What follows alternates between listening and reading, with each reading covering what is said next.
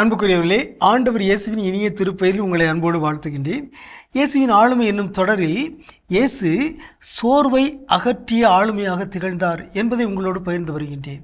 இயேசு உடலால் சோர்வுற்றிருந்தோருக்கு நலம் தந்தார், உணவு தந்தார். இயேசு உள்ளம் சோர்ந்திருந்தவர்களுக்கு ஆறுதல் தந்தார், ஊக்கம் தந்தார். இயேசு ஆன்மாவில் சோர்ந்திருந்தவர்களுக்கு தூய ஆவியாரை கொடையாக கொடுத்தார், ஊக்கப்படுத்தினார், வலிமைப்படுத்தினார். இன்று இயேசு தலைமை இல்லாமல் சோர்வுற்றிருந்தவர்களுக்கு ஊக்கம் தந்தார் என்னும் செய்தியை உங்களோடு பகிர்ந்து கொள்வதில் நான் மகிழ்ச்சி அடைகின்றேன்.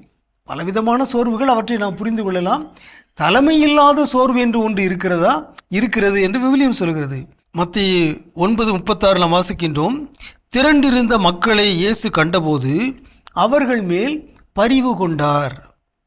அவர்கள் ஆயரில்லா ஆடுகளைப் போல அலைக்கழிக்கப்பட்டு சோர்ந்து காணப்பட்டார்கள். ஒரு வித்தியாசமான ஒரு செய்தி. ஆயர் இல்லாத ஆடுகள் சோர்ந்து காணப்படுகிறார்கள். எங்கே நல்ல தலைவர்கள் இல்லையோ அங்கே சோர்வு வந்துவிடுகிறது. ஒரு நாட்டை எடுத்துக்கொள்ளுங்கள், ஒரு குடும்பத்தை எடுத்துக்கொள்ளுங்கள், ஒரு நிறுவனத்தை எடுத்துக்கொள்ளுங்கள். நல்ல குடும்ப தலைவர்கள் இருக்கின்ற பொழுது குடும்பம் ஊக்கத்தோடு செயல்படுகிறது, வாழ்கிறது. ஒரு நிறுவனம் ஊக்கத்தோடு செயல்படுகிறது. எங்கே நல்ல தலைவர்கள் இல்லையோ அங்கே அவர்கள் சோர்வோடு காணப்படுகிறார்கள். நம்முடைய பங்குகள், நிறுவனங்கள், குடும்பங்கள் இவற்றை நாம் ஆய்வு செய்து பார்க்கலாம். தலைமை சரியில்லை, தலைமை நன்றாக இல்லை, எனவே அங்கே சோர்வு வந்து விடுகிறது. இயேசு திரண்டிருந்த மக்களை பார்க்கிறார். ஆயரில்லாத ஆடுகள் போல அலைக்கழிக்கப்பட்டு அவர்கள் சோர்ந்து காணப்பட்டார்கள். எனவே இயேசு என்ன செய்தார்? நானே நல்ல ஆயன் என்று தானே தலைமை பொறுப்பை ஏற்றுக்கொண்டார்.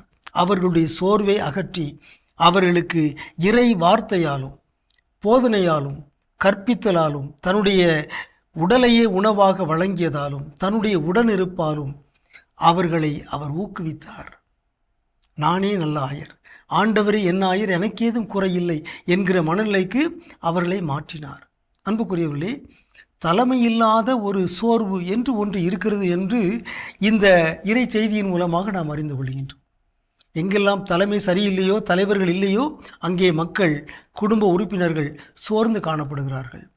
அவர்களை நாம் இனம் கண்டு அவர்களை ஊக்குவிக்க வேண்டும். அவர்களுக்கு நல்ல தலைமையை கொடுக்க வேண்டும். நல்ல ஆயராம் இயேசுவே அவர்களை வழிநடத்த வேண்டும் என்று அவர்களை இயேசுவிடம் நாம் இட்டு செல்ல வேண்டும். உங்களுக்கு அமைதி உரித்தாக.